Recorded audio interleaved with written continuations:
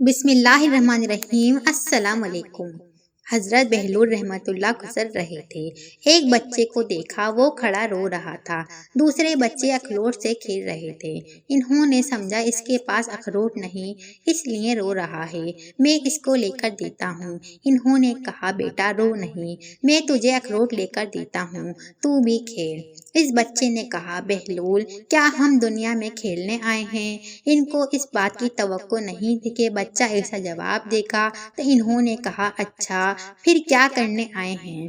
بچے نے کہا اللہ تعالیٰ کی عبادت کرنے آئے ہیں۔ انہوں نے کہا بچے ابھی تو تم بہت چھوٹے ہو، تمہارے غم کی یہ چیز نہیں، ابھی تو تمہارا اس منزل میں آنے میں بہت وقت پڑا ہے۔ تو اس نے کہا ارے بہلول مجھے دھوکہ نہ دے، میں نے اپنی ماں کو دیکھا ہے، وہ صبح جب آگ جلاتی ہے تو پہلے چھوٹی لکڑیوں سے جلاتی ہے اور پھر بعد میں بڑی لکڑیاں رکھتی ہے، اس لیے مجھے ڈر ہے کہیں دوزخ میں مجھ سے نہ جلائی جائے اور میرے اوپر بڑوں کو نہ ڈال دیا جائے۔